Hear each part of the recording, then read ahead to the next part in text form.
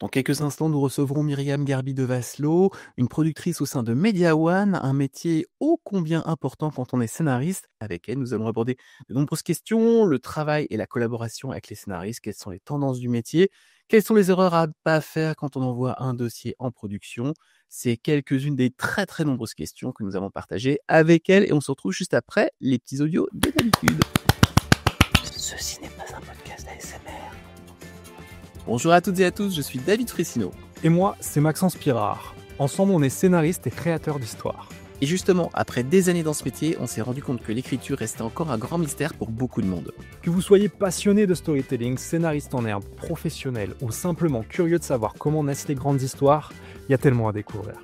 L'écriture, c'est vraiment la base de tout projet, que ce soit pour le cinéma, les séries, les documentaires, les formats courts.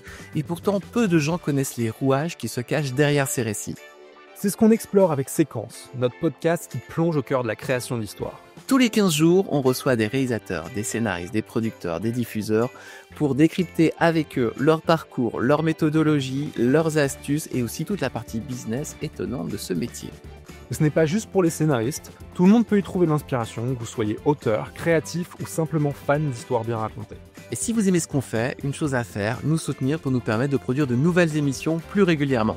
Rendez-vous sur Patreon ou Tipeee via les liens en description. Le podcast est disponible en audio sur Spotify, Deezer, Apple Podcasts et en vidéo sur YouTube. Alors abonnez-vous, activez la cloche, mettez-nous 5 étoiles et relayez nos formats courts sur les réseaux sociaux. Merci pour votre soutien et à très bientôt pour un nouvel épisode de Séquence. À très vite. J'ai plus de 20 scénaristes tout en trek. Henri, c'est François. Je te rappelle au sujet de notre scénario. C'est ça qu'on appelle un flashback ? Nous sommes au regret de devoir vous annoncer que votre manuscrit n'a pas été retenu par notre comité de lecture. On ne peut plus se payer le luxe d'investir dans des choses aussi superflues qu'un scénario. Tu sais bien que je lis jamais les scénarios. Je vais lui faire une offre qu'il ne pourra pas refuser. Quand il s'agit de faire un film, les règles ne suffisent pas. Je crée pour vivre.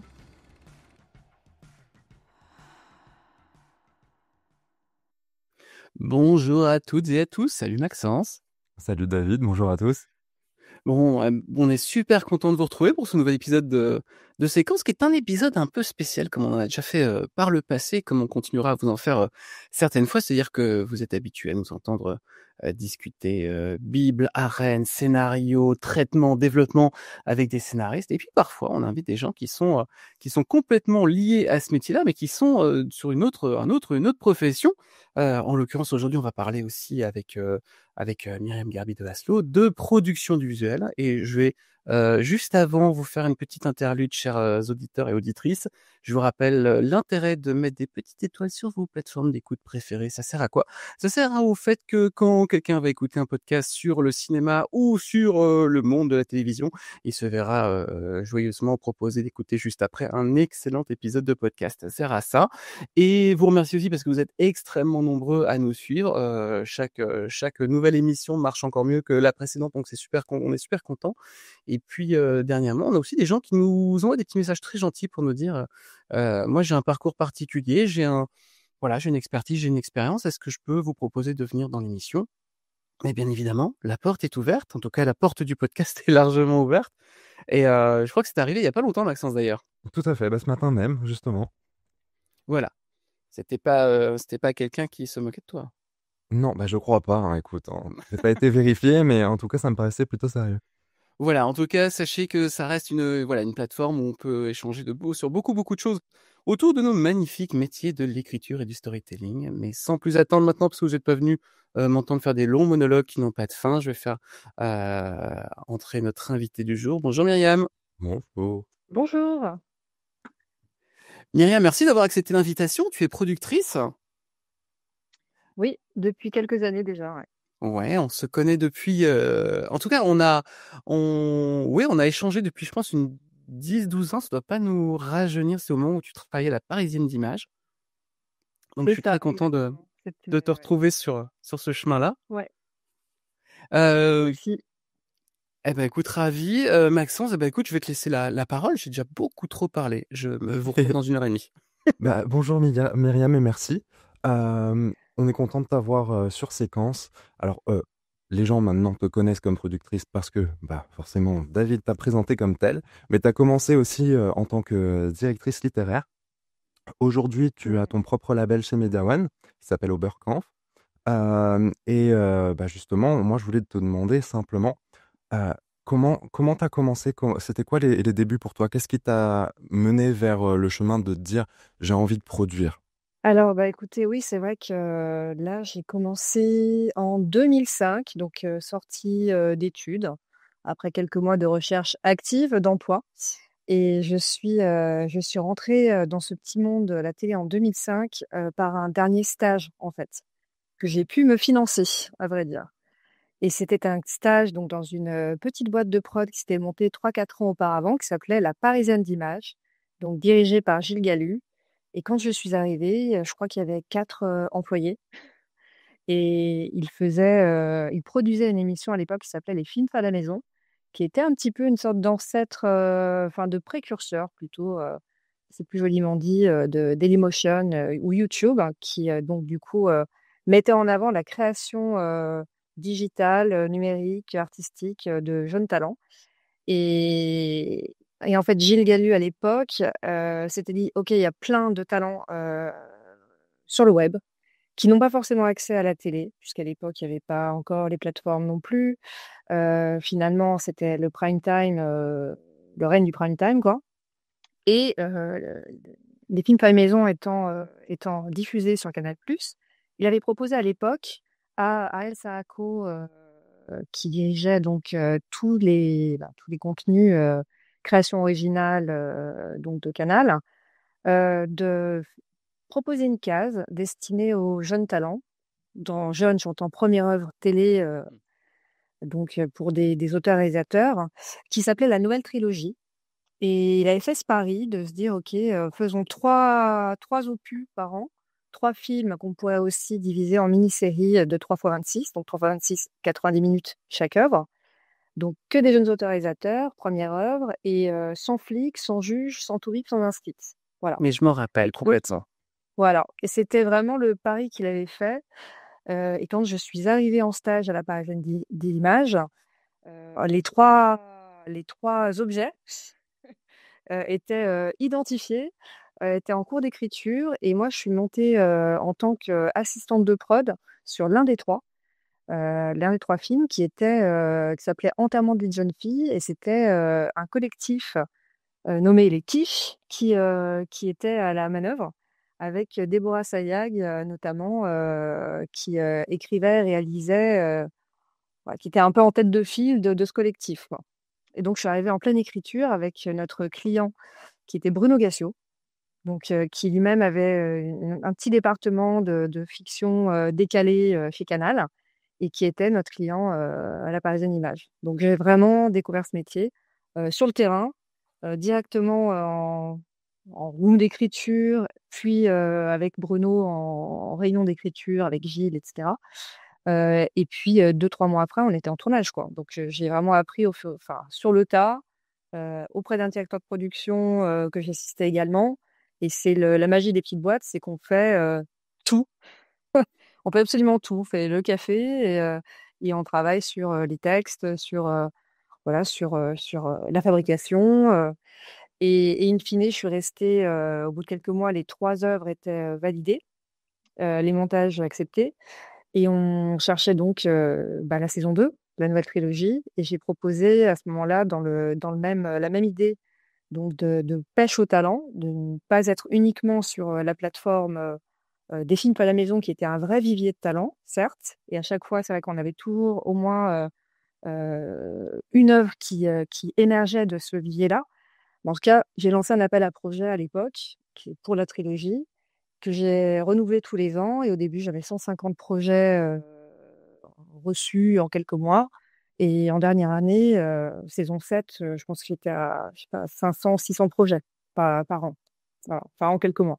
Voilà. Donc j'ai vraiment le loisir d'apprendre mon métier au fur et à mesure. Assistante de prod, coordinatrice d'écriture, direction littéraire. Et je faisais de la prod évidemment à côté, jusqu'à ce que je change de société. Et justement, comment tu as réussi à te positionner avec ce stage et de commencer à faire des retours du coup à des scénaristes qui avaient peut-être, alors déjà par leur expérience, peut-être pas l'habitude de collaborer avec des sociétés de production. Comment tu te glisses, comment tu agences tout ça? Bah, en fait, déjà, je pense qu'il faut beaucoup écouter. Il faut s'adapter et il faut apprendre parce que moi, j'avais fait des études très littéraires, mais pas spécialisées en scénario spécialement. Donc, il faut se mettre à niveau. J'avais un très bon exemple qui était Bruno Gassio, hein, qui était très, très bon sur les textes et fourmillat d'idées et lui-même, était dans un process aussi d'apprentissage de méthodes de scénario. Donc il y avait vraiment cette, émulation et cette envie commune de faire au mieux et d'accompagner au mieux. En plus avec des jeunes talents qui n'étaient pas forcément voilà, qui n'avaient pas fait 40 films, hein, donc avec beaucoup d'humilité, parce que, enfin, moi, j'étais vraiment là pour apprendre et pour organiser le travail et puis mettre mes connaissances et mon énergie et mon envie vraiment, au service. Donc je sais qu'à un moment donné, les auteurs, enfin, l'autrice principale m'a demandé, in fine de l'aider à réécrire certains passages parce qu'il fallait qu'on fasse des retakes. C'était très expérimental encore une fois. Donc voilà, j'ai joué le jeu, tout le monde a joué le jeu. C'était voilà, on a fait les retakes qu'il fallait et on a repositionné le film et le film a été, validé, quoi. Mais c'était vraiment, c'était une aventure, voilà, de bout en bout et j'ai appris, et j'apprends toujours. C'est ça qui est génial avec ces métiers, c'est qu'on apprend, on ne cesse pas d'apprendre, en fait, au contact, des différents talents, que ce soit artistiques ou techniques. Aujourd'hui, avec ton recul et ce que tu as appris justement avec tous ces projets et tout ton parcours, tu dirais que tu es aussi dans une recherche à vouloir trouver de nouveaux talents encore ou c'est quelque chose qui vient selon le projet? En fait, les 2. Les 2. Alors évidemment, c'est hyper agréable de pouvoir, retravailler avec des talents, qu'on a déjà, produits ou avec qui on a déjà travaillé, hein, même si le projet n'est pas arrivé, forcément, n'a pas abouti. Ça arrive malheureusement souvent, hein, dans nos métiers. C'est très agréable de travailler avec des gens qu'on connaît, en qui on a confiance, qui ont confiance en nous, voilà. Évidemment, c'est un gain de temps et c'est très plaisant, quoi. C'est un peu un rendez-vous, donc ça, je le fais, notamment avec Olivier Abou, que j'ai connu, à la Papillon Parisienne noir, si je Images. dis pas de bêtises, hein? C'est ça. Donc Olivier Abou qui a réalisé et coécrit, Les Papillons noirs, sur Arte Netflix, que j'ai produit il y a 2 ans maintenant, 2-3 ans et que j'ai découvert, dans la Parisienne Images, avec une première œuvre qui s'appelait Madame Hollywood à l'époque et là, on collabore de nouveau sur une autre série, un nouveau thriller, en copro avec Atlantique, ici. Hem, donc d'un côté, voilà, il y a le réseau qu'on crée et les familles qu'on se crée et de l'autre côté, il y a plein de nouveaux talents et c'est génial de pouvoir, les découvrir, alors que ce soit via, une rencontre, en direct ou, un agent, qui nous présente ou des potes qui nous présentent, ça arrive, des relations, ou, ouais, un coup de cœur, ça peut être un auteur, même de roman, qui a envie de passer, à l'écriture ou qui le fait déjà. Enfin, tout est très, très ouvert et enfin, il y a pas de enfin, j'ai pas vraiment de règles en la matière tant que l'entente se crée et qu'il y a une envie, commune de bosser ensemble, quoi. Ouais. Voilà, sur un sujet, souvent sur un sujet, d'ailleurs. Et sur cette partie, de ta vie sur, la Parisienne d'Images, quels sont les, les projets de la nouvelle trilogie où tu t'es dit: «Ouh là, c'est mal engagé et finalement ça devient un gros succès, tu es super contente de ce que ça devient» et quels ont été les mécanismes que vous avez mis en place à l'époque justement pour permettre de débloquer le projet en question? Je te demande pas forcément de le citer, hein, mais ou alors tu le cites. Ouais, alors mais non, en fait, chaque projet était très, très différent. En fait, on a eu tous les cas de figure des projets qui me semblaient, pas simples, rien n'est simple, mais qui me semblaient plus faciles d'abord, enfin, au premier abord et qui s'avéraient plus compliqués, in fine, ou l'inverse, qui pouvaient me faire un peu peur, voire assez peur au début et qui finalement se passaient très, très, très bien et c'était aussi des découvertes, humaines souvent. Non, on a eu on a des surprises à tous les niveaux. Je sais que par exemple, pour reciter Olivier Abou, Madame Hollywood à l'époque, donc comme je vous le disais, c'est des fictions qui étaient moins financées que le prime time parce qu'elles passaient à 22h30 et sur Canal+, donc il y avait le côté jeune talent, on avait quand même des moyens. Voilà, c'était en dessous, mais il y avait pas encore. C'était un peu style OCS pour comparer quoi. Donc Madame Hollywood, par exemple, on a eu le problème, un problème de prod, qui était simplement que la boîte lançait son activité de production audiovisuelle et qu'on n'avait pas encore le CNC en automatique. Donc on était en sélectif pendant quelques années. Voilà, j'en ai relié des dossiers pour CNC, les 15 dossiers par projet. Et donc, je sais que sur Madame Hollywood, on n'avait pas eu le CNC en sélectif parce qu'ils avaient jugé qu'il y avait trop de violences gratuites. Et donc ça, typiquement, on avait eu cette réponse catastrophique pour nous, peut-être 1 mois avant le tournage, 3 semaines avant le tournage. Donc il avait fallu réécrire en urgence parce que d'un coup, on a une grosse partie du budget en moins et qu'on veut quand même tourner et qu'il faut trouver des solutions pour tourner autrement. Donc typiquement, c'était un film qu'on a fait en huis clos, quasiment, qui n'était pas censé être en huis clos, et il fonctionne. Mais parce qu'on s'est tous mis une pile Olivier Abou le premier, quoi. Donc ça, c'est un exemple. Après, je sais que par exemple, là, je crois que c'était via Bruno Gassio que les rappeurs de la rumeur étaient venus avec un projet de scénario et ils n'avaient pas encore fait de long. Je crois qu'il travaille sur un long, mais il n'avait pas encore réalisé, enfin, c'était pas encore sorti. Et là, pour le coup, quand on m'a dit, tu travailles avec les rappeurs de la rumeur, je connaissais pas très bien leur travail.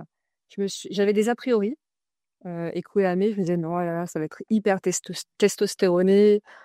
Comment je vais faire ma place là-dedans? Est-ce qu'ils vont m'écouter, la petite blonde de 27 ans?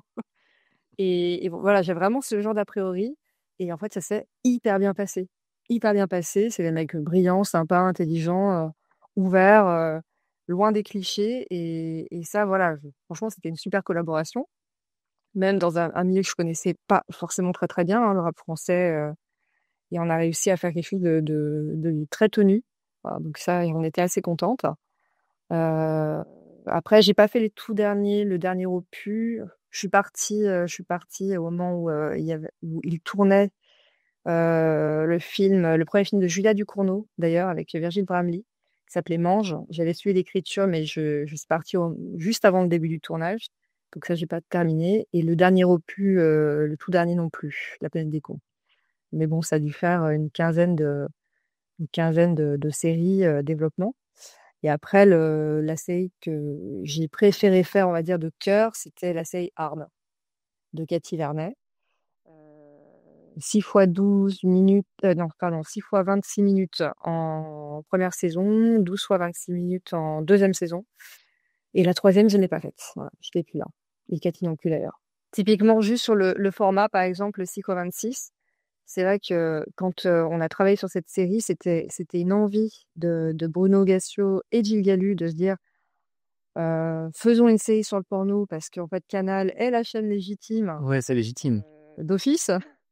Mais faisons une comédie, quelque chose de décalé. Faudrait lancer Myriam, mets ça dans l'appel à projet. On cherche une comédie sur le porno.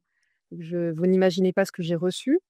Des vrais scénarios, j'ai reçu des photos, c'était très sympa. Et ben, c'était sympa, dis donc.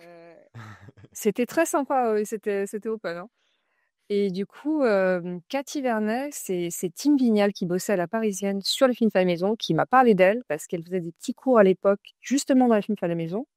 Et je l'ai rencontrée, j'avais lu un court-métrage d'elle qu'elle n'avait pas encore tourné, mais qui était brillamment écrit. Il y avait vraiment un ton, une patte, etc. Et je l'ai rencontrée pour lui pitcher cet appel à projet sur le porno. Et elle est revenue je sais pas, peut-être 8 jours après avec cette idée un petit peu à la Weeds de cette femme bourgeoise, mère catho tradie de 2 jeunes enfin plutôt adolescents, on va dire, qui perd son mari au début de la fiction et qui se rend compte que son mari lui a menti toute sa vie et qu'il gérait une boîte de porno et pas d'intérim, je ne sais trop quoi, et qu'elle doit reprendre les rênes de la société puisque la maison est hypothéquée et qu'il faut y aller, quoi. Et elle tombe amoureuse du Harder Star, Roy Lapoutre. Donc ça, typiquement, Cette série-là, on a fait 3 fois 30 minutes. On a minuté, on était à 4 fois 30 minutes, en vérité. Et là, on s'est dit, OK, on ne veut pas enlever un épisode. C'est vraiment, c'est un crève-cœur. On ne veut pas enlever un épisode. Et ben, on va voir si on peut avoir un petit peu plus de budget. Ce qu'on a eu, mais voilà. Pas proportionnel, on va dire. En tout cas, on l'a eu. Et on va écrire 2 nouveaux épisodes pour en faire 6. Et là, typiquement, voilà, ça des réajustements qui ont lieu, je sais pas, 2 mois avant le tournage et qui permettent de lancer dans l'énergie, avec beaucoup d'envie, une série qui a trouvé son public, en tout cas. Dans tes habitudes de travail, tu t'impliques à quel niveau dans l'écriture avec le scénariste?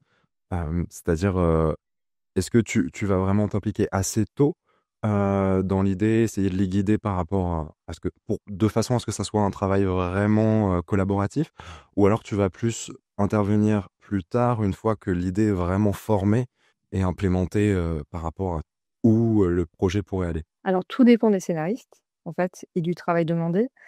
Sachant que moi, je ne suis pas scénariste. Je ne suis pas auteur, voilà, je n'écris pas, par ailleurs. La seule fois où j'ai écrit, c'est parce qu'on m'a demandé, c'était des dépannages et c'était voilà, et c'était fait tel quel et je me suis mise au service, on va dire. En fait, ça dépend parce que, on peut recevoir des projets très aboutis, mais qui nécessitent beaucoup de retravail. 2 simples idées, enfin, 2 pages où il y a déjà tout dedans. Parfois, il peut y avoir, un super concept, mais qu'il faut repositionner. Donc là, moi, j'interviens en amont pour poser des questions et essayer de trouver le bon angle parce que, il suffit pas de faire la meilleure série sur le papier, il faut aussi pouvoir la vendre et parfois, en fait, enfin, pour moi, on n'écrit pas enfin, quand on est scénariste, le but, c'est quand même que ça se monte et que ça se fasse. C'est pas pour, voilà, c'est un travail qui moi, c'est toujours un crève-cœur quand, un travail reste dans un tiroir. Voilà, donc il faut toujours que ça puisse correspondre quelque part quand même au marché, même si on est un peu précurseur ou autre. Donc moi, mon but, c'est quand même de pouvoir, avoir un document de présentation, heu, «vendable» entre guillemets, voilà, où, on soit raccord sur le projet, artistiquement avec le ou les scénaristes et en même temps que je puisse défendre où, on me dit pas que j'ai vu la Vierge, en rendez-vous avec un diffuseur. Voilà, heu, donc franchement, ça dépend. Ça dépend des projets et si on peut faire un pilote, évidemment, c'est mieux. On peut pas forcément tout le temps financer un pilote, c'est très cher. Donc là, on en a fait un dernièrement avec des super autrices, qui sont coproductrices artistiques du projet. Donc on a voilà, le pilote est payé, mais on a pu quand même jouer un peu sur le tarif puisqu'elles sont coproductrices. Donc c'était aussi une façon de pouvoir, voilà, investir dans le projet. Et c'est vrai que moi, je suis toujours très, très passionné par la rédaction des des dossiers de présentation. Maxence pour en Ouais. témoigner, je suis un dingue de ça. Alors pour ceux qui nous écoutent, j'utilise souvent, enfin de temps en temps, le terme de pitch deck parce que c'est le terme un petit peu international que j'aime bien utiliser.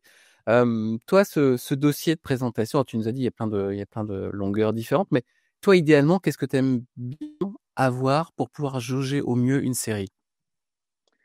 En fait, là où j'aime bien arriver, en tout cas, parce qu'après c'est beaucoup de discussions, hein, pour savoir comment y arriver, sauf si, l'auteur a clé en main, quelque chose de très, très, très, très, très avancé, très abouti. Moi j'aime bien avoir quand même, un pitch, un petit pitch, un concept, peut-être s'il y a plusieurs épisodes, c'est un 4 ou un 6 ou autre, avoir au moins le synopsis de l'épisode 1 et également, une proposition d'arche. Des propositions parce que je trouve que faire le travail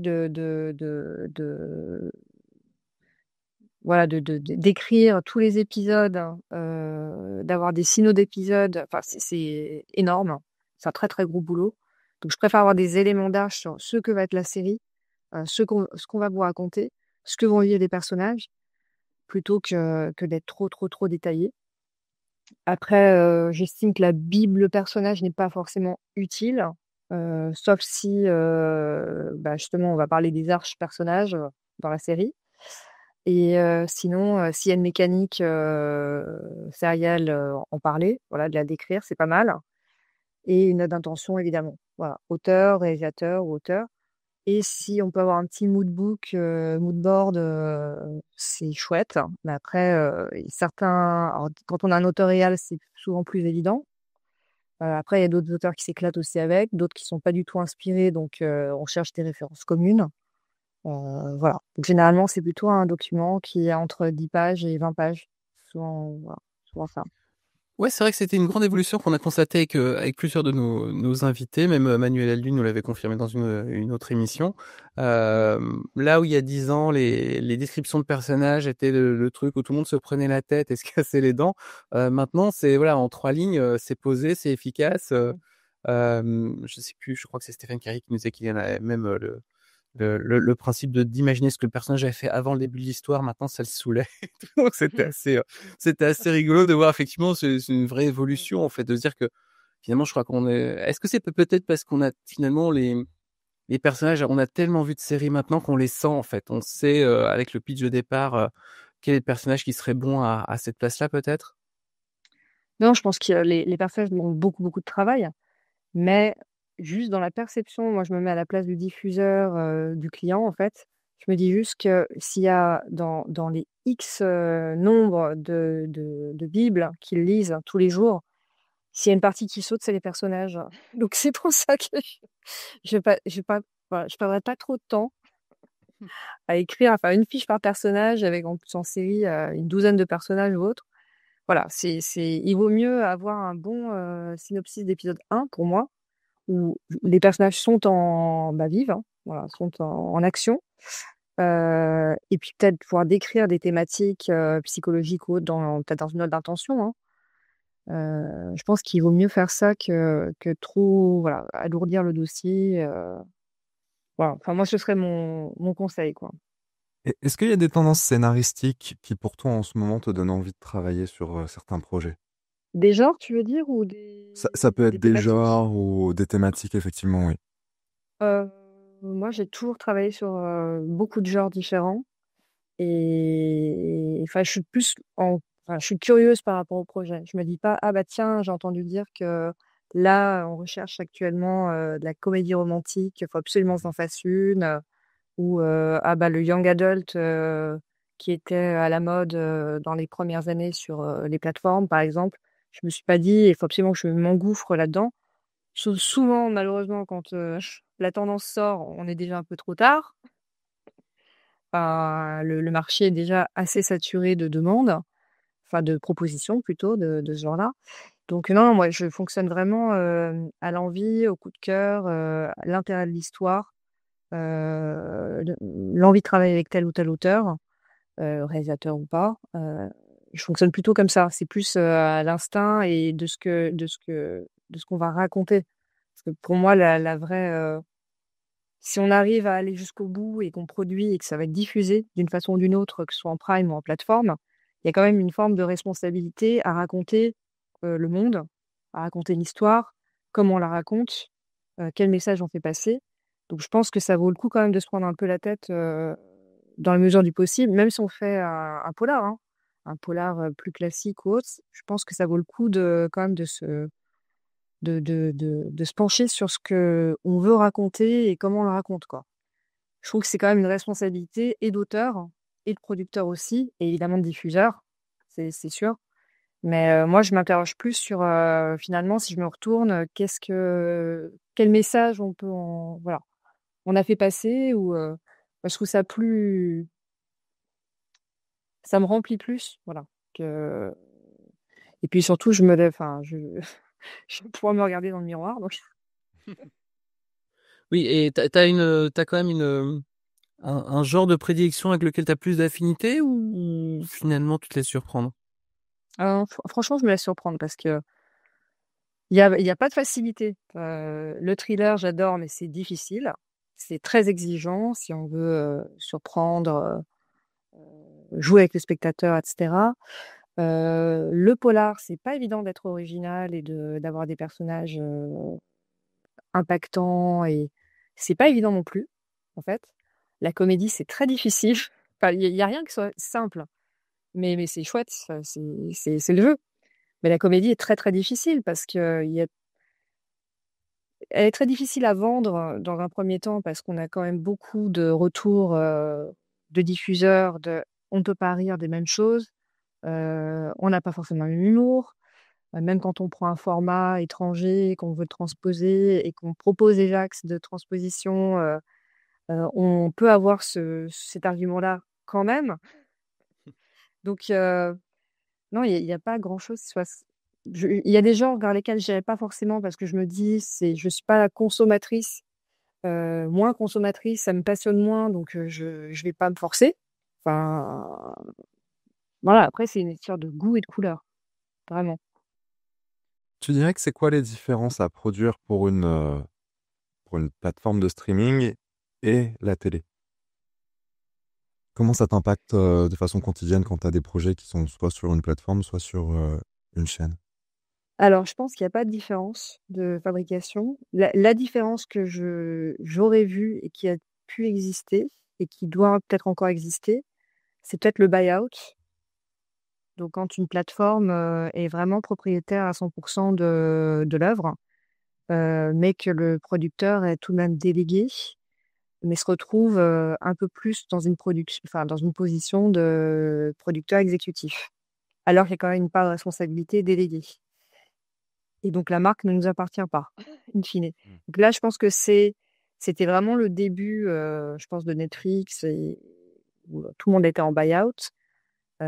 Où là, je pense que j'ai le sentiment qu'on doit plus se mettre vraiment au service d'autres méthodes de travail, d'une nouvelle méthodologie, de nouveaux outils, où vraiment on doit rentrer dans un moule en tout cas fonctionnel, on va dire, et in fine pour lâcher l'œuvre, en fait, à un moment donné, dès qu'on a livré le PAD, quoi. Donc je pense que là, c'était, à mon sens, sûrement plus différent, en tout cas dans la perception et la philosophie. Maintenant, honnêtement, fabriquer pour une plateforme ou une chaîne diffuseur, enfin, chaîne hertzienne, pour moi, vraiment, c'est la même chose. Là, j'ai des projets. Alors déjà, il y a beaucoup de collaborations actuellement, de coproduction assez en amont entre chaîne hertzienne et plateforme. Donc, Oui, on l'a vu récemment avec. Je fais une petite parenthèse, mais pour ceux qui nous écoutent, mais on en a parlé avec Coup d'Antran entre Apple TV et France 2. On en a parlé entre Netflix et TF1 aussi. Oui, donc il y a beaucoup de collaborations qui sont en train de naître. C'est qu'il y a qu'Amazon aussi sur Escort Boys. Alors en fait, Amazon, Escort Boys, c'est vraiment Amazon Prime Video acquisition. Donc TF1 est venu vraiment très très en aval et a acheté la saison 1, voilà, qui a été diffusée ensuite sur son antenne avec la validation évidemment d'Amazon, qui a accepté de faire péter une fenêtre d'exclusivité pour ce faire. Voilà. Ça, c'est encore autre chose. C'est pas Cat Size, Amazon, TF1 en même temps. Après, la question dans ces cas-là, c'est qui a le lead artistique, qui vraiment développe le projet avec nous. Là, dans le cas par exemple, des Papillons Noirs d'Olivier Abou, qui est un 652 vraiment développé avec Arte, Netflix est rentré en préachat à quelques mois du début du tournage. Donc, c'était vraiment un développement 100% Arte, avec un petit input de Netflix en dehors de la vraie participation financière qui nous a permis d'avoir cette qualité de production à l'écran aussi, parce que c'était très exigeant avec beaucoup d'époques, etc. Voilà, il y avait très peu de demandes de la part de Netflix à l'époque, si ce n'est d'avoir un droit de regard sur un ou deux rôles sur le casting, qui était déjà pas mal fait, voilà, quand on les a vus. Donc là, c'est encore autre chose. Et là, je développe actuellement un projet de série avec Netflix. J'ai l'impression d'être dans le même process qu'avec une chaîne hertzienne, en développement. Pour le moment, en tout cas. Pour toi, il a quelle qualité le scénariste idéal? Allez, on se projette. Tu as le droit de faire une commande à l'univers. Ah ouais? Parfait scénariste. Il a quelle compétence? Il a quelle qualité? Et tu as le droit de lui accorder combien de défauts? Ah ouais. Ah bah écoute, mon scénariste idéal ou ma scénariste idéale. Bah déjà, je Oui, suis mon. quelqu'un Pardon, je de rectifie. enfin moi déjà en plus j'en ai plusieurs en tête, donc je vais te dire ça va être facile, notamment des personnes avec qui je travaille. Donc c'est des personnes, alors déjà enthousiastes, hein, c'est cool, hein. Enthousiastes, sympas, c'est cool. Enfin déjà rien que humainement, parce qu'on passe beaucoup de temps quand ils sont quand on décide vraiment de travailler ensemble sur un projet, des fois on est partis pour, 3-4 ans, quoi. Donc autant, que ça se passe bien humainement et qu'on se respecte et qu'il y ait des facilités de communication. Donc voilà, donc déjà la confiance, ça c'est hyper important que les 2 parties soient en confiance parce que et qu'on puisse se parler du coup, qu'on puisse se dire les choses en vérité. Donc c'est donc plutôt fluide et ensuite, ça c'est vraiment le caractère, hein. Et ensuite, vraiment dans le cadre du travail, donc moi j'aime vraiment la fiabilité. Donc c'est un critère essentiel, quand on se dit: «OK, on est bien d'accord». On se met d'accord sur un planning, ben, on essaie de le tenir ou si on ne tient pas, on en parle en amont pour voir comment, faire en sorte de pouvoir, peut-être donner plus de moyens ou s'il y a un retard, enfin, pour l'expliquer. En tout cas, encore une fois, de se parler et d'essayer de respecter un planning parce que derrière nous, on a un planning, producteur, avec une chaîne ou un diffuseur et parfois ça peut être, enfin, stratégiquement, des fois, ça peut être très, très, très, handicapant ou enfin, pour le projet de rater un créneau, donc il faut vraiment pouvoir, s'en parler et avoir quelqu'un qui rend à temps, c'est bien. Rien que ça, c'est bien. Voilà, donc c'est aussi, bah, oui, la force de travail, l'écoute, la force de proposition, l'envie de collaborer parce que, une série, ça se fait rarement seul, très rarement. Donc c'est bien de pouvoir s'ouvrir à d'autres talents, évidemment, c'est toujours mieux quand c'est le scénariste principal qui le propose et qui a envie de travailler avec quelqu'un ou en tout cas pouvoir collaborer à un moment T, si ce n'est dès le début, hein, ça dépend. Donc c'est vraiment, bon et puis après, ben, oui, après il y a le savoir-faire, évidemment. Le savoir-faire, les idées, la technicité. Pas avoir peur en fait, enfin c'est remettre, son ouvrage sur le métier. C'est souvent ça l'écriture, hein, c'est la réécriture. Donc quelqu'un qui me dirait: «Ben, moi je vais changer, je ferai une nouvelle version supplémentaire mais pas 2». On part pas forcément du bon pied parce que, enfin, à moins d'avoir un génie total, et pourquoi pas? Ça n'envoie pas forcément le bon message, quoi. C'est qu'il y a toujours des éléments à retravailler sans pour autant tomber dans quelque chose qui ne s'arrête jamais. Moi, c'est pas le but de on peut être perfectionniste, mais on n'aura jamais un objet parfait et à un moment donné, on travaille aussi avec un diffuseur donc je pense que ce serait contre-productif aussi d'essayer d'avoir la meilleure version possible parce que si on met 1 an pour la sortir, on a souvent raté le créneau, quoi. Oui, c'est vrai que nous on le voit avec Maxence, on a une série sur laquelle on est en train de retravailler un des projets qu'on a en cours. On a retravaillé complètement sur indication de notre productrice pour lui mettre une autre avec une arène assez forte, mais pour avoir un autre angle de vue. Et c'est vrai qu'au départ, on avait orienté la série par rapport à un diffuseur et en réorientant à sa demande, déjà on retourne sur quelque chose qu'on préfère, donc ça c'est plutôt assez agréable. Et c'est vrai que cette collaboration que le producteur est très importante parce que moi j'ai vu souvent aussi des scénaristes qui étaient très doués de mon point de vue, mais qui étaient juste ingérables en fait. Parce que toi tu les amènes en chaîne avec tu vas en chaîne avec tes scénaristes? Bah, en fait, ça dépend. Bah, France TV, par exemple, tout ce qui est pitch de série, maintenant, c'est cadré, donc on pitch ensemble et c'est chouette. Alors c'est chouette, c'est un exercice qui est vraiment pas facile non plus, hein, mais au départ, c'était quand même, ça a été quand même, conçu et validé par France TV pour répondre à une demande des scénaristes qui était: «On ne nous donne jamais la parole et on ne voit pas les diffuseurs et c'est hyper frustrant parce qu'on peut pas défendre nos projets, on ne sait pas comment le projet a été vendu, mal pitché», on n'a pas voix au chapitre, etc.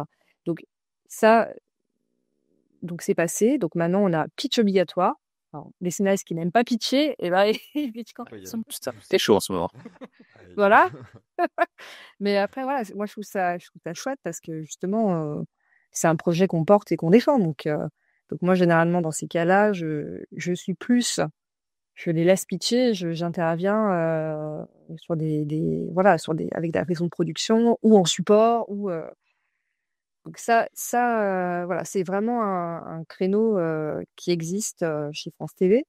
Ensuite, en fait, ça dépend des accointances de l'auteur aussi et du conseil de programme. Si je sais par exemple que le conseil de programme connaît une telle ou un tel, a déjà travaillé avec et on a un projet ensemble et qu'il est possible d'avoir une séance de pitch, enfin un café, avant envoi du projet avec le diffuseur, c'est super. Mais il faut obtenir le rendez-vous, il faut que le diffuseur ait envie. Donc c'est une proposition, mais je peux pas le faire avec chaque projet, par exemple. J'essaie de le faire dans la mesure du possible, mais ça ne marche pas à tous les coups. Voilà. Si j'ai un projet de nouveaux auteurs qui sont très doués, mais pas forcément connus de la chaîne ou autre, les gens sont très pris. C'est pas dit que j'obtienne un rendez-vous vraiment de pré-pitch, quoi. Donc il arrive très souvent que je pitch en solo de la série et que j'envoie ensuite le projet. Et le but, c'est d'avoir un rendez-vous derrière avec l'auteur pour parler du projet avec la chaîne. Et à ce moment-là, c'est quand même plutôt bon signe quand on décroche un rendez-vous suite à l'envoi du projet, quoi. À l'inverse, comment tu vas gérer quand il y a un conflit créatif justement avec le scénariste avec qui tu as déjà potentiellement signé un contrat? Ouais.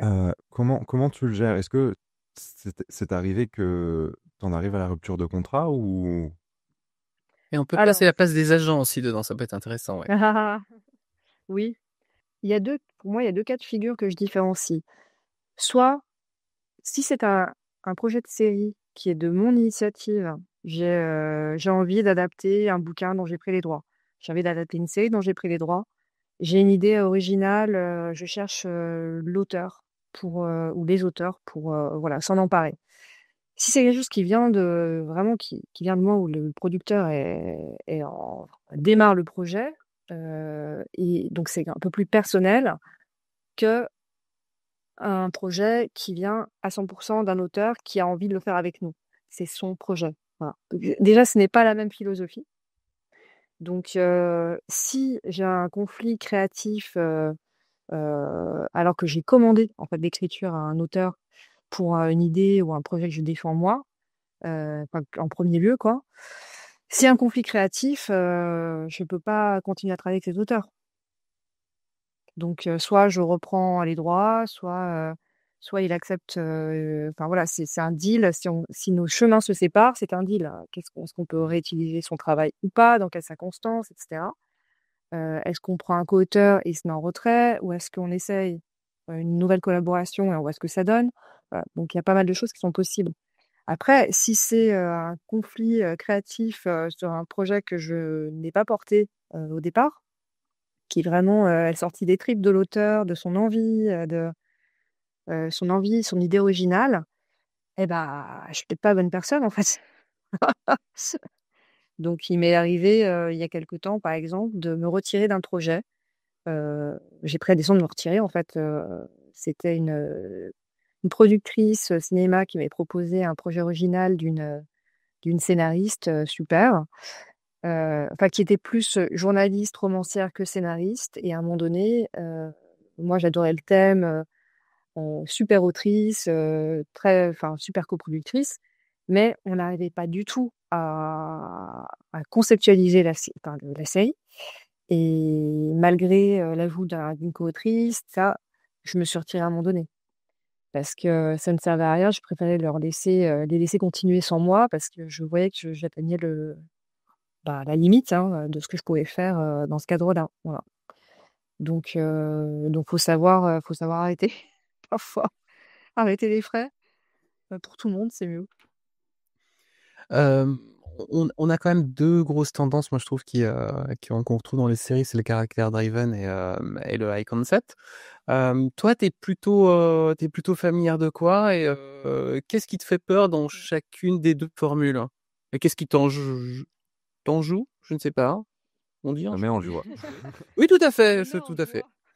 En joie, voilà. Qu'est-ce qui te met en joie et qu'est-ce qui te rebute dans chacune de ces deux formes de séries qu'on trouve quasiment, moi, je dirais, à 95%, quoi.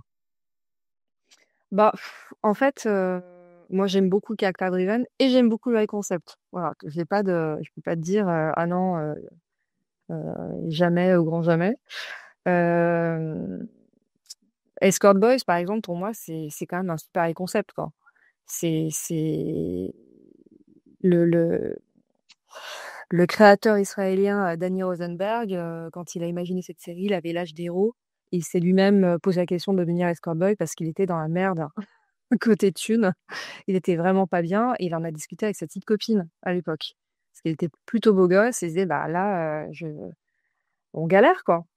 Donc, il a imaginé ce genre de 4 potes qui se lancent dans la prostitution de façon temporaire pour des bonnes raisons, sauver la ferme apicole de l'un d'entre eux, avec la petite sœur qui gère le business. Donc, pour moi, c'est vraiment un concept.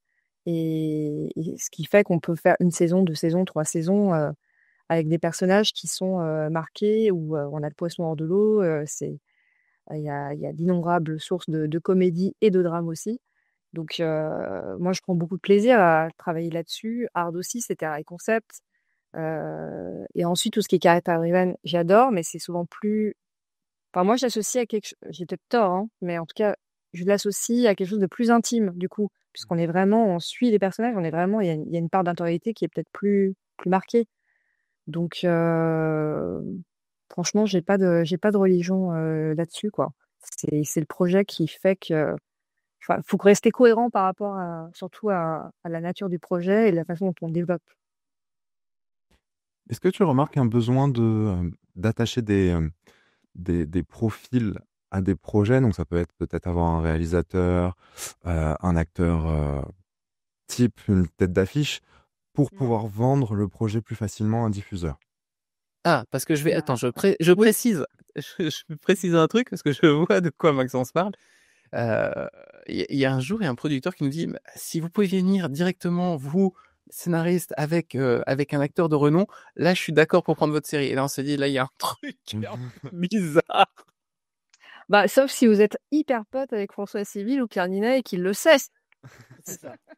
Là, c'est la grosse perche. Et sinon, son ami Pierre peut.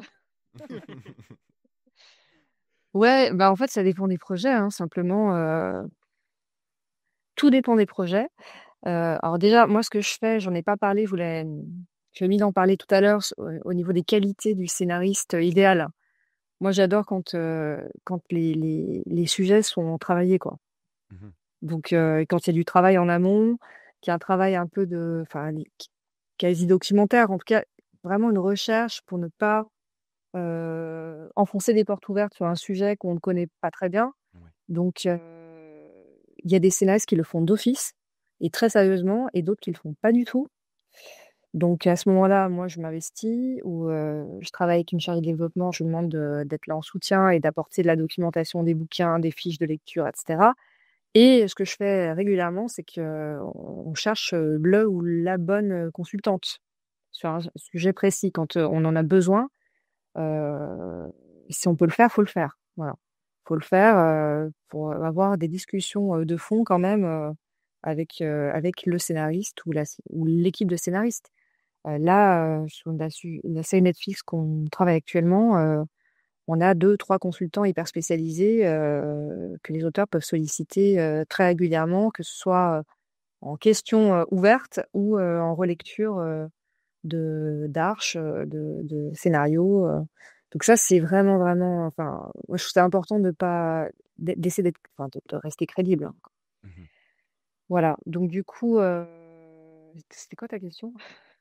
Savoir s'il était vraiment important d'avoir un profil type attaché à des projets pour pouvoir le vendre à un diffuseur. Eh bien, en fait, on a des auteurs, réalisateurs qui sont des marques, parfois. Ça aide. Ça aide, mais ça ne fait pas tout, parce que derrière, il faut que le projet soit bon. Il y a pas beaucoup de cartes blanches. Il y en a quelques-unes. Enfin, moi, j'en ai jamais eu, en tout cas. Ou j'ai Encore, pas pas j'ai encore. pas encore. Non, mais en tout cas, j'ai pas travaillé avec des auteurs, pour le moment qui en ont une. Voilà. En tout cas, c'est pas mon réseau. Heu, alors après, est-ce qu'on a besoin d'un réalisateur, ou d'une réalisatrice tout de suite quand on a un super concept de série porté par des scénaristes, solides? Je pense pas. Je pense que le choix du réal ou de la réal peut intervenir plus tard. Heu, à partir du moment où la série est vraiment posée, ça peut intervenir, ouais, au moment où elle se pose vraiment les questions de direction artistique, de casting, et cetera. Donc là, oui, je pense que c'est important d'avoir, si on veut un casting fort, il vaut mieux avoir un réal un peu identifié ou avec son réseau aussi, hein. Ensuite, les comédiens, comédiennes,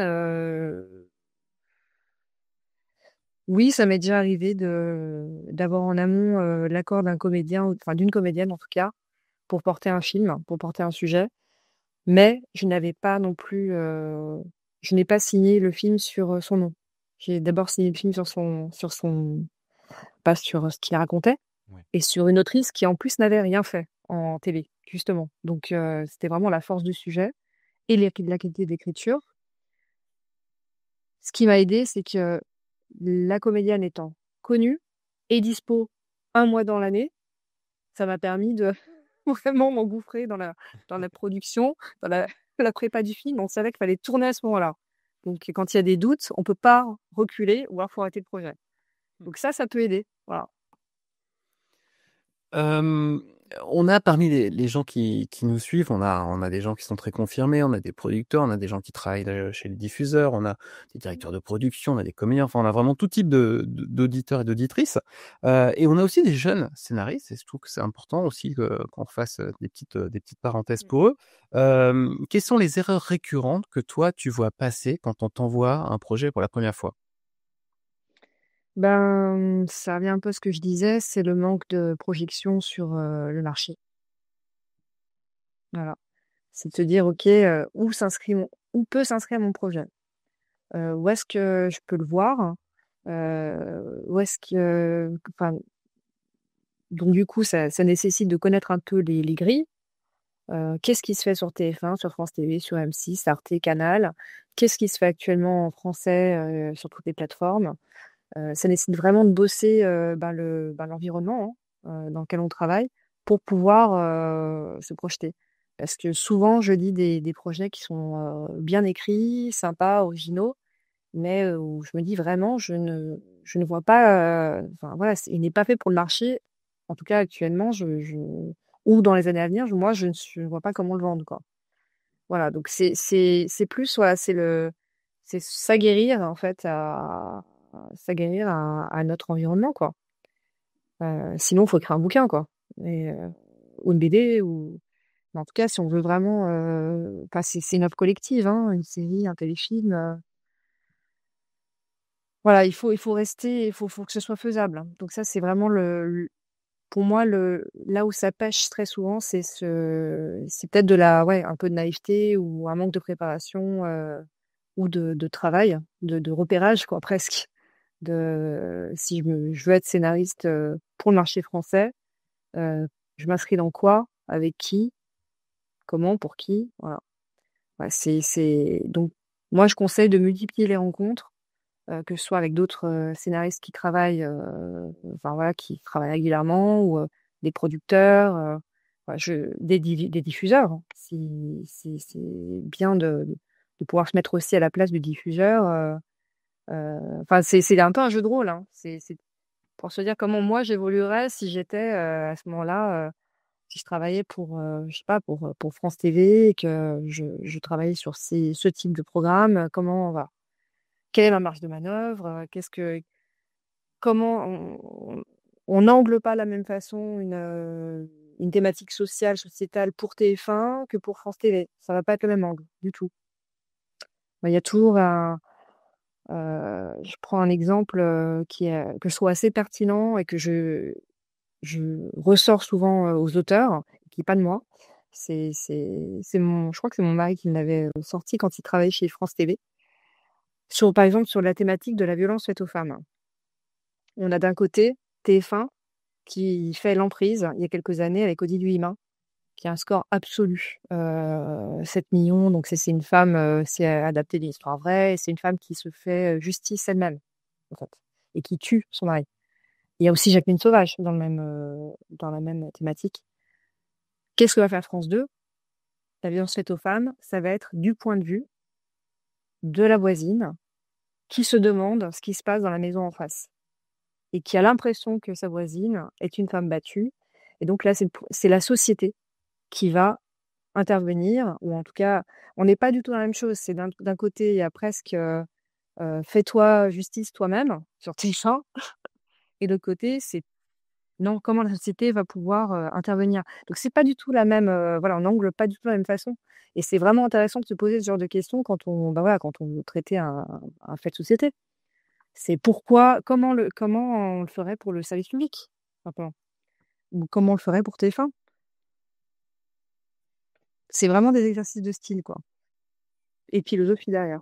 Ça t'est déjà arrivé de vouloir optionner peut-être un projet juste en ayant une logline ou un pitch de quelqu'un que tu as rencontré et dont l'idée était vraiment si forte qu'il fallait que elle soit à toi? Et on fait une dédicace à Milan Moget qui est devenu spécialiste de ça, parce que je crois qu'il en a vendu 2 comme ça sur 4 lignes. On lui fait un coucou. Ouais, épisode, je ne sais plus quel épisode de séquence il nous a dit ça, mais il était dans une période qui était très très agréable. En plus, c'est un long jour. J'ai un projet en tête d'une scénariste que je connais bien, et oui, ou si on peut travailler ensemble sur son idée originale, je partirai tout de suite, même sur une ligne. Après, c'est rare parce que en fait, on peut avoir un super concept et derrière, il faut dérouler le concept. Donc ça demande du savoir-faire. Donc est-ce qu'on connaît bien l'auteur? Est-ce que on sait que l'auteur pourra y arriver? Enfin, il faut éprouver, en fait. Enfin, moi, je peux pas. Pour le coup, je donne pas une carte blanche si j'ai lu juste une ligne avec quelqu'un que je connais pas. Enfin, faut s'éprouver l'un et l'autre. Après, oui, Escort Boys, quand j'ai vu la série, j'ai vu le format israélien. Je me suis dit, ok, c'est pour moi. Enfin, j'y vais, je fais une proposition, je vais chercher quelqu'un, un auteur qui pourra l'adapter. Je pense qu'à l'époque, c'était pour Canal+. Enfin, voilà, je voyais très bien ce que je pouvais en faire, à quel moment et avec qui. Et du coup, d'ailleurs, le format israélien, tu le découvres comment? Est-ce que c'est le fait d'être dans la sphère Mediaweb qui change quelque chose? Alors non, parce qu'à l'époque, en fait, c'est une très longue histoire, Escort Boys, parce qu'on me l'a présenté quand j'étais chez Lagardère Studio. Donc dans une autre boîte qui s'appelait GMD Productions, où je suis restée 10 ans. Et en fait, c'est quelqu'un qui était responsable un peu création internationale, production inter, qui avait dans son périmètre la veille des formats notamment, qui s'appelle Charlotte Toledano Détail, qui à l'époque était donc chez Lagardère, qui avait repéré ce format parmi d'autres au retour d'un festival en Israël, et donc avait proposé aux producteurs du groupe, et nous étions nombreux. Et moi, j'avais fait Hard et je savais que la force de la proposition, tout le potentiel, voilà, comique, dramédie d'une telle proposition, donc je l'ai pris tout de suite. Mais à l'époque, j'ai travaillé avec un auteur qui s'appelle toujours, hein, Dieu merci, Il Saiga. C'est pour. Mais On le salue, il est vivant. c'était. Oh merde. Je te salue, Marc. Non, mais c'était 2017. C'était il y a très longtemps, pour le coup. Et donc, je l'ai développé avec Canal pendant 2 ans et demi. Donc, avec Marc Saigas et Hélène Le Gall à l'époque. Et 2 ans et demi, donc, chez GMT à l'époque. Et donc, on a sorti 6 épisodes dialogués, Les Arches de la Suite. On allait assez loin. Et je n'ai malheureusement pas passé la barre du Green Light. On était en pleine réflexion sur les réalisateurs, réalisatrices. Et le projet s'est arrêté. Et pas grand-chose à faire d'autre. Il y avait des questions sur le ton, sur la comédie. Après, malheureusement, il y avait quand même beaucoup de projets de 26 minutes, 30 minutes, comédie chez Canal qui qui passaient pas à la barre et j'en ai fait partie. J'en faisais partie. Et donc du coup, il y a eu le confinement, Covid, il y a eu aussi toute la vague MeToo qui arrive en même temps. Donc beaucoup de choses se sont déroulées. On s'est aperçu pendant le Covid que les plateformes, c'était vraiment les plateformes ont explosé à ce moment-là, hein. Il y a eu beaucoup de comédies, il y a eu du sexy, et on s'est dit ah c'est sympa quand même d'avoir des programmes un peu différents, un peu parfois plus légers, et le sexy ça marche. Donc derrière, c'est vrai que les plateformes arrivant, mais faisant du buy-out, ne se positionnant pas forcément sur l'adaptation de format au départ. Donc moi j'étais toujours un petit peu à contre-courant avec cette série. Il y avait également la question des ayants droit israéliens qui c'était Yes Studio, Keshet et Yes Studio, puis Yes Studio, qui à l'époque ne voulaient pas céder les droits monde que demandaient les plateformes pour pouvoir prendre l'adaptation d'un format. Donc voilà, tout était tout s'est construit au fur et à mesure. Enfin, le marché a beaucoup changé et les impossibles sont devenus possibles au fur et à mesure en fait. Et du coup, j'ai fait la connaissance des acquisitions des différentes plateformes au moment où, parallèlement, j'essayais de trouver un partenaire pour les papillons noirs, pour travailler en accord avec Arte. Donc, je pitchais les papillons noirs et en même temps, avec les clients plateformes avec qui je m'entendais bien, qui me disaient «Mais tu fais quoi d'autre?» etc. J'ai mentionné Escort Boys hein, à plusieurs reprises. Dont les droits étaient plus ou moins, étaient encore chez Canal. On n'y allait pas. Ouais, t'es obligé d'attendre un certain même délai, quoi. Disons que, moi, j'ai toujours cru à cette série.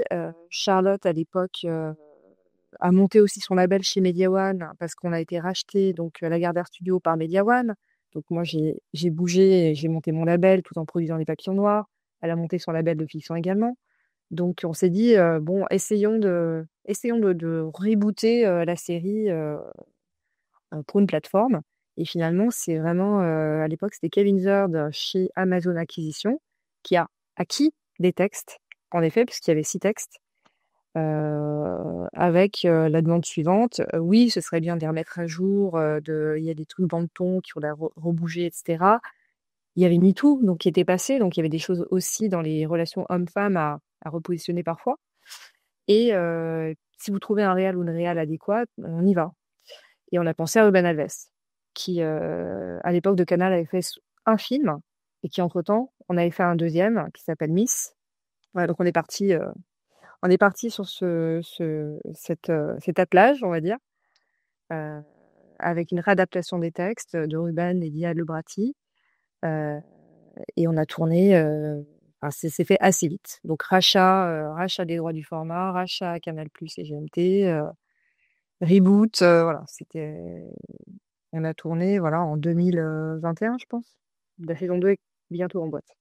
Est-ce que sur certains projets, tu penses déjà au besoin d'aller peut-être sur quelque chose d'international, de te dire je produis pour l'international plutôt que juste pour la France, ou alors de façon générale, c'est je produis pour la France et on voit après s'il y a un chemin pour l'international?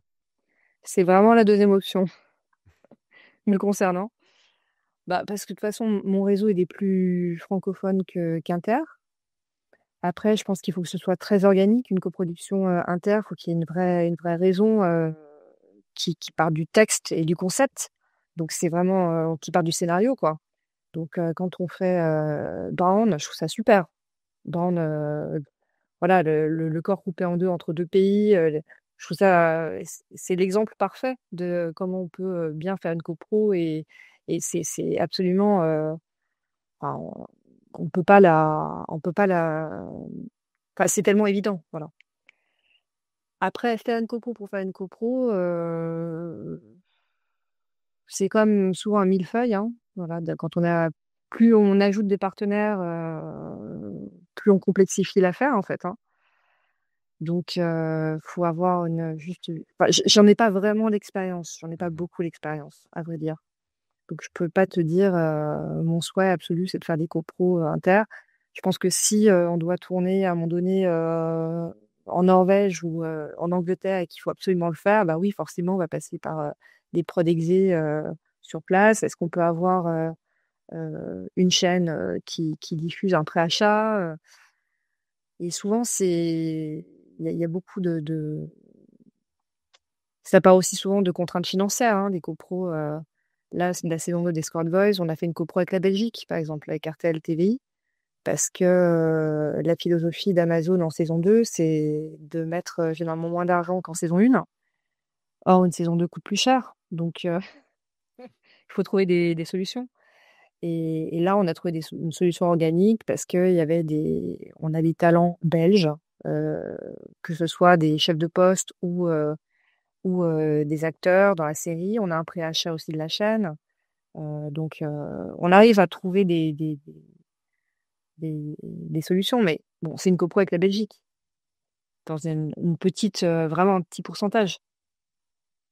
Mais voilà, je peux pas vous dire, j'ai pas bossé en Italie, en Espagne, en Allemagne, et je chercherai pas d'office à me dire: «Ah, mon rêve, c'est de travailler avec les États-Unis», non. Enfin, je pense qu'il y a des pays qui nous attendent pas forcément, en tout cas pas moi.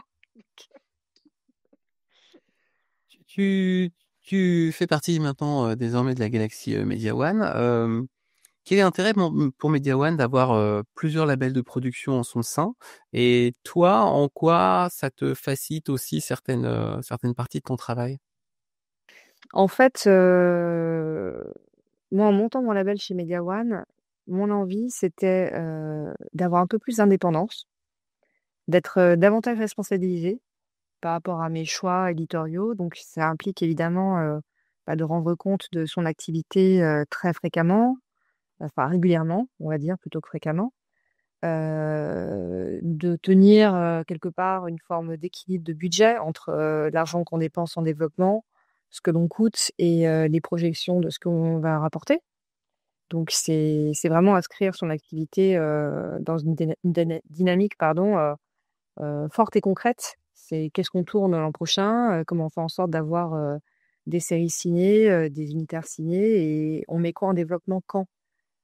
Voilà, donc ça implique quand même de se mettre une petite pile, mais moi ça me va, et en même temps, le fait d'avoir un label, donc je suis seule, mais pas tout à fait, parce que j'ai pu prendre, une chargée de développement à mi-temps que je partage avec un autre label qui s'appelle Mona Galu, qui est super et qui travaille pour nous 2, qui gère son temps, entre nous 2, et du coup, c'est un coût de développement moindre sur nos structures, à toutes les 2, et on s'entend, à Bérangère Legrand d'ailleurs, pour pas la citer, et moi-même, et on s'entend très, très bien comme ça toutes les 3, donc ça fonctionne.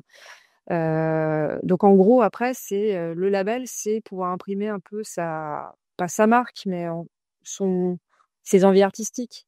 C'est d'avoir en fait, c'est Myriam Garbi, de Vaslo chez Media One.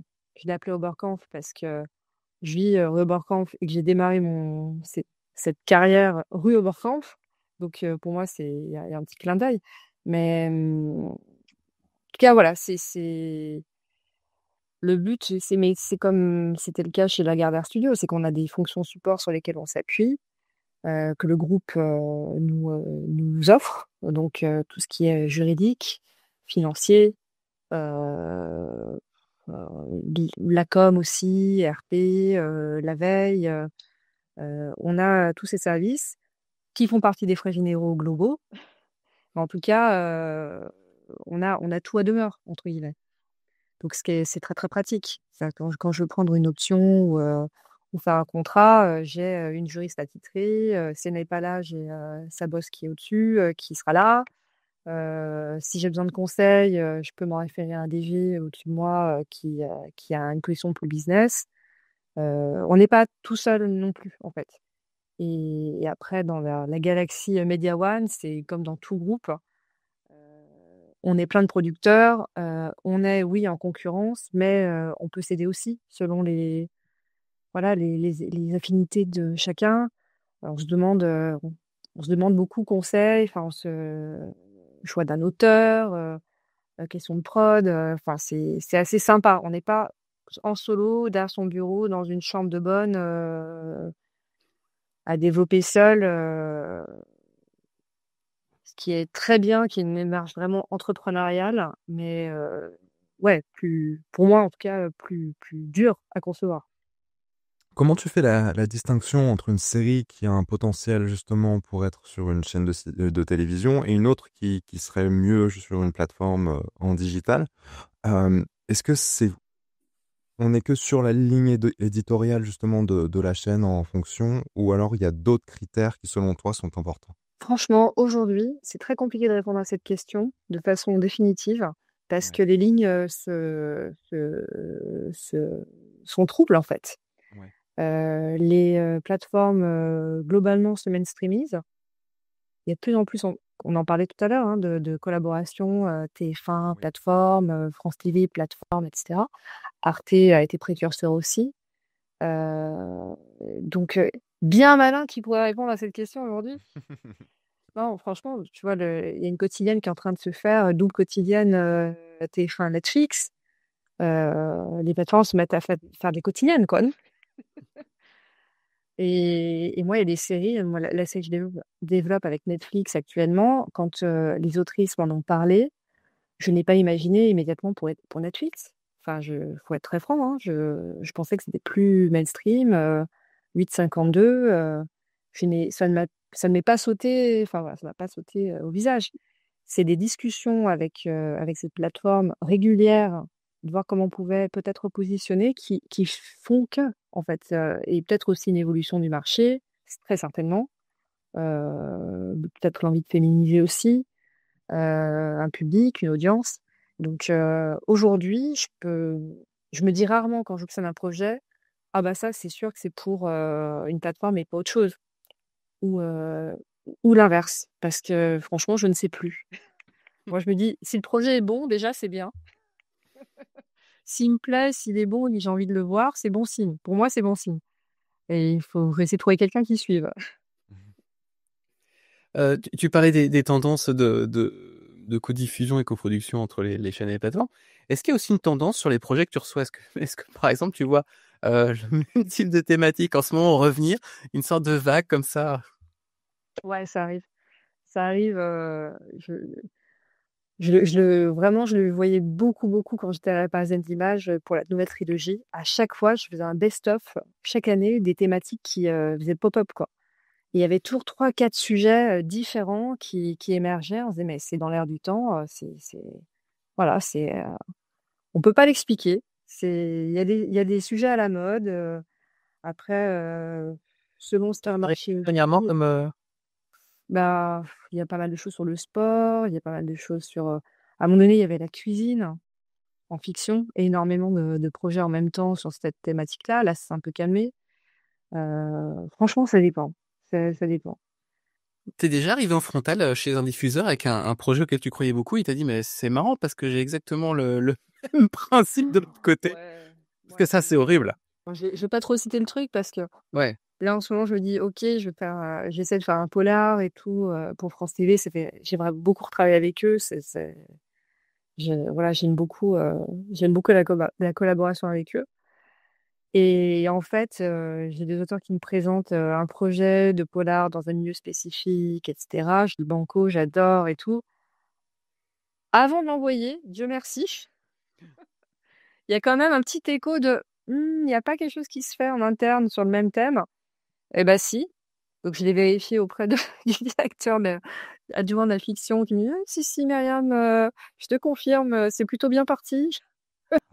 Là franchement c'était la déconfiture. Et là, c'est là l'avantage d'être avec des auteurs jeunes, sympas, bosseurs, pour le coup, 3 qualités au top. Ils se sont dit, OK, on va essayer on va retrouver autre chose. On adore la dynamique des personnages, on va essayer de le placer ailleurs. Et ils l'ont fait franchement, en 15 jours. Et ils ont sorti un nouveau concept, autre chose, en reprenant des choses qu'ils aimaient bien, qui marchaient très, très bien. Et voilà, donc là, je vais pouvoir le proposer. Mais heureusement qu'on a eu l'info. Parce que franchement, ouais, là, c'est les boules. Les boules. Mais ça arrive, hein. Enfin, franchement, c'est terrible, mais ça arrive, hein. Parce qu'on peut pas savoir qui développe quoi. Le développement dans une production ou dans une chaîne, c'est très, très. C'est off, quoi. Donc, on a les infos qu'on peut obtenir, mais bon, pas toujours. Manuel Aldu, il nous disait que à France TV, ils essayaient d'avoir vraiment une parité avec des projets qui sont aussi menés par des femmes. Heu, Est-ce que toi, c'est quelque chose que tu regardes quand tu reçois un dossier en disant: «Ah voilà, c'est écrit par une femme»? Est-ce qu'il y a une vraie légitimité à vraiment essayer de mener ces projets plus loin? Alors moi, c'est vraiment, encore une fois, ça dépend du projet. C'est vrai qu'il y a, un projet très, très féminin, j'ai un projet, par exemple, film d'action féminin féministe qui a été écrit par des mecs et je me dis: «Franchement, si, voilà, si j'arrive à le vendre, je veux vraiment une réal». Mmh. Parce que je trouve qu'il y a un vrai discours, presque politique à tenir, de dire: «OK, un film d'action féministe comme ça, faut que ce soit une femme». Parce qu'on voit pas beaucoup de nanas, vraiment, prendre ce genre à bras le corps et par rapport au sujet, vraiment, ça vaut le coup. Donc là, typiquement, si on arrive à le faire, voilà, je milite vraiment pour que ce soit une femme. Ensuite, j'ai produit aussi le documentaire de Escort Boys: Ce que veulent les femmes, pour Amazon, qui était une sorte de shoulder, documentary. Là, c'était aussi l'envie de travailler avec une réalisatrice, de documentaire et j'avais donc, en production exécutive, je m'étais appuyée sur les équipes d'Imagissime, donc qui est également dans le groupe, Media One et qui fait du documentaire parce que moi, j'en avais jamais fait et je me suis dit: «Bon, ils ont le savoir-faire, pour trouver les bonnes personnes à la technique aussi, je vais me faire accompagner là-dessus». Très, très bien d'ailleurs, ils ont été vraiment super, et du coup, la productrice, d'Imagissime, Élodie, lance une idée et ça venait d'elle et au début je me dis: Est-ce que c'est pas un peu théorique?» Elle lance l'idée, elle se dit: «Bah, pourquoi on ferait pas, dans l'équipe technique, une équipe, 100% féminine, à tous les postes, que des femmes, sur cette thématique-là, escort boys, hétéros, ceux que veulent les femmes». Et je me suis dit un peu au début: «Est-ce que c'est pas un exercice de style? Est-ce que» et franchement, on l'a fait. Alors on n'a pas tout enfin, c'était pas forcément évident de trouver des femmes partout, même en son, par exemple, on a galéré. Mais on est parti avec une équipe 100% féminine et c'était super, parce que c'était complètement adéquat, par rapport au projet. En plus, on a expérimenté, une ambiance de travail, autre chose et le plateau était très calme. Les gens se parlaient bien et les seuls hommes étaient les vrais escort boys, qui témoignaient et qui ont vachement apprécié et qui m'ont il y en a un qui nous a dit, à la réalisatrice et moi: «Franchement, ce que j'ai, heu, ce que je vous ai avoué, ce que je vous ai raconté, je l'aurais peut-être pas forcément dit s'il y avait eu des hommes sur le plateau». Ouais. Mmh. Donc parce qu'on était dans l'intime et dans voilà. Donc voilà. Ça, pour moi, quand c'est vraiment, justifié et quand c'est pas un exercice justement de style, ou juste je sais pas, un drapeau, ça vaut le coup. Mais je me dis pas, il faut absolument que je travaille avec des projets, portés uniquement par des femmes. Enfin, c'est pas le cas, voilà. Ouais. Oh, je vais sortir une transition dont moi seul est le secret. On va rester sur les questions de genre, on va parler du genre fantastique. Oh! OK. Alors c'est tout pour moi. Après, vous pouvez me retrouver au caveau de la République, hein, les mardis, les jeudis à 19h50. L'entrée, c'est au chapeau. Plus sérieusement, on a reçu beaucoup de nos invités qui sont, des passionnés de séries fantastiques, de cinéma fantastique. On en a discuté avec des directeurs de chaînes. Enfin, à chaque fois que je croise des gens, on me dit: «Ouais, moi j'adore le fantastique et tout». Et j'ai toujours l'impression que ce genre-là ne se retrouve pas en télé. Est-ce que toi, tu en reçois beaucoup? Est-ce que c'est un genre sur lequel tu as envie d'aller œuvrer? Ou est-ce que c'est casse-gueule? Alors moi, je trouve ça très casse-gueule. J'aime bien le fantastique. Je trouve que enfin, pour moi, la dernière réussite vraiment que je peux citer en fantastique en France, c'est Vortex. Après je suis pas allée au bout de, oh là là, cette série qui est sortie il y a pas longtemps de Davido, Rivage, qui a Rivage, tellement ouais, tout Antos à fait. Picos. Voilà, je crois qu'il paraît-il a réussi, donc j'ai pas fini, donc je ne vais pas m'exprimer dessus. Mais je trouve que Vortex, le fait d'allier le polar et le fantastique marche très, très bien, surtout que enfin, ce qui marche, c'est l'émotionnel. C'est, qu'est-ce que j'aurais fait à sa place? C'est toute la dimension super intime de j'ai perdu, l'être que j'aimais, et elle revient. d'une façon ou d'une autre. Donc ça, pour moi, ça marche très, très, très bien. Je m'y attaque pas frontalement. Et c'est rare. Enfin, pour le moment, franchement, hein, je n'ai jamais pris d'option sur une série fantastique. Enfin, ça fait des années que je l'ai pas fait. Parce que je trouve ça très compliqué, très difficile, parce qu'il faut établir des règles du jeu. Il faut que les règles soient simples. Et la simplicité, c'est le plus dur. Et souvent, je trouve que dans les mondes qu'on propose, dans les codes qu'on propose, etc., il y a plein de choses qui sont pas tenues, qui se cassent la gueule, qui marchent pas, qui sont pas assez fortes, qui en a plus de l'envie au départ d'un scénariste, mais qui ne passe pas le crash test de la série, quoi. Et je pense que je suis peut-être pas la bonne personne pour accompagner à fond, parce que j'aime le genre, mais je l'aime peut-être pas assez pour me triturer le cerveau. Mais je trouve que l'alliance, de deux genres, comme policier et fantastique, peut fonctionner. Le 100% fantastique, j'ai un petit doute. Je préfère l'anticipation, la légère anticipation, parce que je me raccroche à quelque chose de plus réaliste, qui est ensemble de notre univers, où il y a un pas de côté et on déroule. Le purement fantastique, je trouve ça très très difficile à tenir. Et souvent, on propose des mondes parallèles, d'autres univers, donc avec une DA très forte, donc ça coûte très cher, donc c'est difficile à vendre. Donc il y a pas mal de... Il y a plus de petits drapeaux rouges pour moi sur ce genre-là que d'invitations à y aller. Mais peut-être aussi parce que je n'ai pas trouvé la bonne série encore, hein. Mais c'est pas... pour moi, ça fait partie des genres les plus difficiles. On va se diriger tout doucement vers la fin de l'entretien. Maxence, on se laisse une dernière question chacun? Ça marche. Et après, on demande à Myriam quelle était la plus intelligente des questions, qui sera à gagner, donc il peut rien. Sait-on jamais. Est-ce que tu penses que le scénariste, il a sa place sur un tournage ou qu'il devrait l'avoir? Ah bah ouais, moi j'invite toujours les scénaristes à venir sur le tournage, à un moment donné, s'ils ont envie, etc., carrément. Je trouve que déjà, c'est très formateur pour ceux qui ne l'ont pas vécu, déjà, de voir le texte en bouche, comment les comédiens se l'approprient, parfois le confisquent, ça arrive. Je trouve ça hyper important, en tout cas, que chaque scénariste ait mis les pieds sur un tournage ou mette les pieds assez régulièrement sur un tournage pour voir un petit peu la praticité du travail. C'est super quand on peut avoir un scénariste qui est dispo pour des changements de texte, dernière minute, etc. Parce que souvent, qui les fait quand on en a besoin, c'est par rapport à la production, hein, généralement, c'est par rapport à notre travail. C'est Myriam, c'est Mona, c'est le réal, c'est la script, donc c'est c'est super, hein, quand on a un réalisateur, mais il n'y a pas beaucoup de réalisateurs, de scénaristes, excuse-moi, de scénaristes de plateau. Après, les scénaristes de plateau, il y en a en quotidienne, par exemple, mais c'est un poste en plus, donc c'est un budget en plus. Donc à moi aujourd'hui d'avoir un scénariste, producteur artistique, prod associé,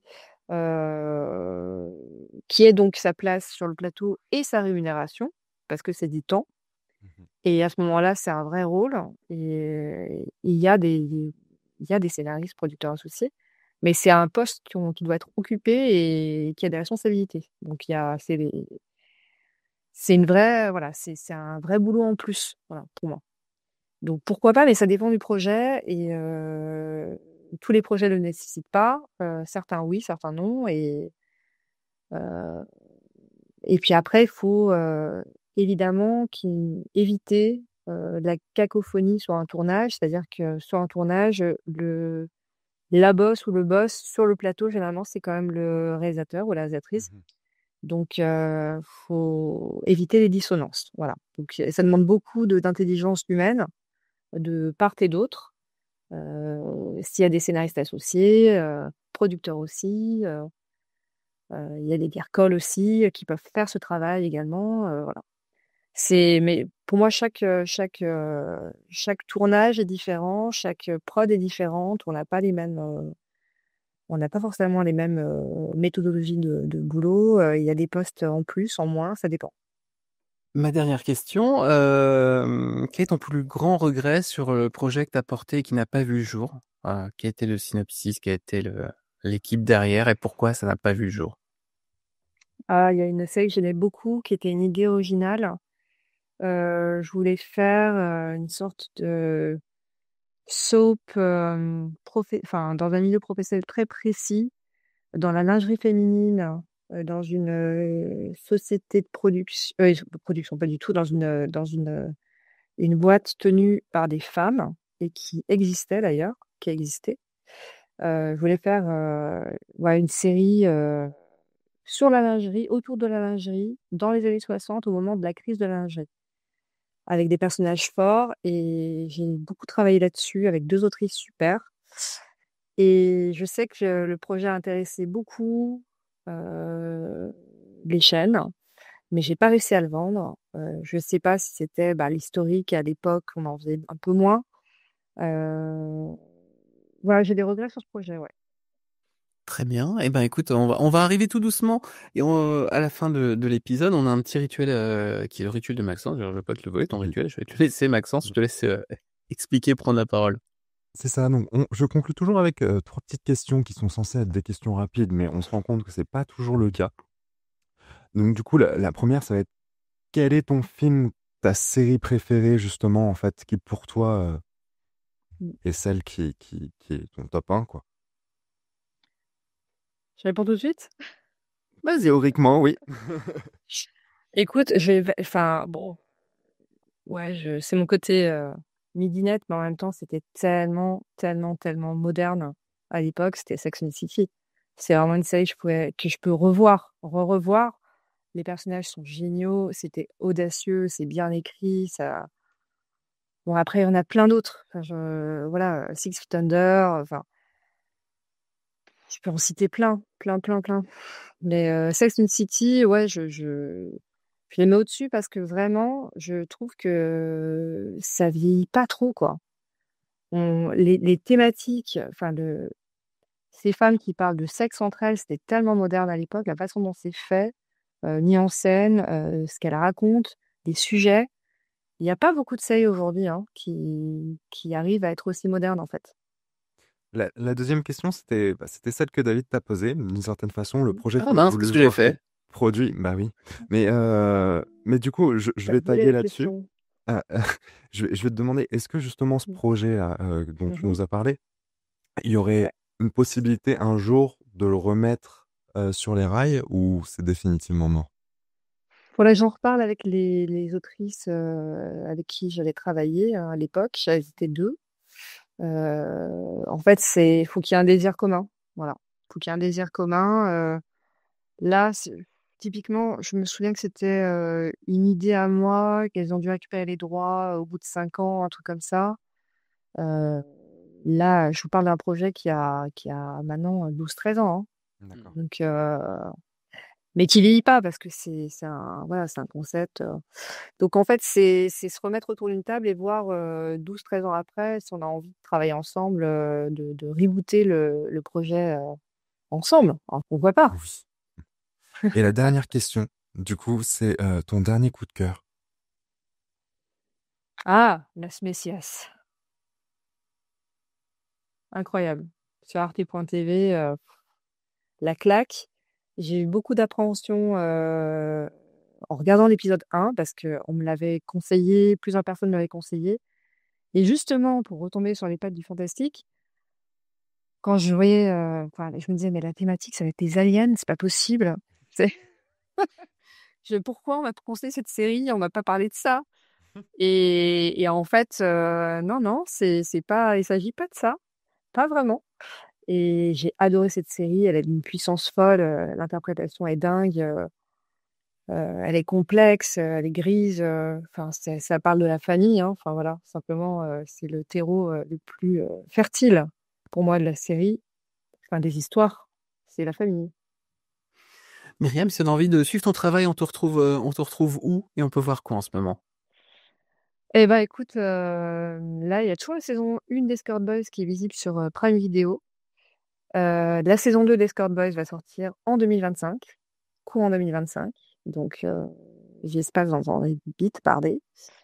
Qu'est-ce qu'il y a d'autre? Bah, Les Papillons Noirs, c'est toujours visible sur, Netflix et sinon, bah, j'espère être en production, en tournage, l'an prochain. Là, je travaille sur 2 séries actuellement, donc l'une, avec Netflix et l'autre avec Arte. Donc à suivre. Tant qu'on n'est pas au tournage, on n'est pas au tournage. Donc à suivre. Exactement. Myriam, un grand merci d'avoir accepté l'invitation. Merci d'avoir Merci à passé ces toi. 90 minutes avec nous. Bah, merci à vous, merci de l'invitation et j'espère, pas avoir dit trop de bêtises, pendant cette heure et demie. Non, tu t'en diras jamais autant que je ne peux dire. Bon, Merci. bien. Merci à toutes et à tous de nous avoir suivis, d'avoir écouté ce nouvel épisode. Merci Maxence de continuer à co-animer et m'accompagner, nous accompagner tous dans ce podcast. Merci encore Myriam d'avoir accepté l'invitation. Est-ce que j'ai une petite reco de fin de podcast? Je suis en train de réfléchir. Non, je vais vous redire le sempiternel, mettez des petites étoiles parce que c'est vachement bien pour les algorithmes. N'hésitez pas à en parler aussi autour de vous parce que on a une audience quand même qui est très spécialisée. Donc n'hésitez pas si vous avez des amis IE.S qui écrivent, qui veulent écrire, qui sont passionnés de storytelling ou d'histoire, ou même de petites histoires dans ce milieu de l'audiovisuel. N'hésitez pas à leur en parler. Et on se retrouve très bientôt pour un prochain épisode. Salut tout le monde. À très vite.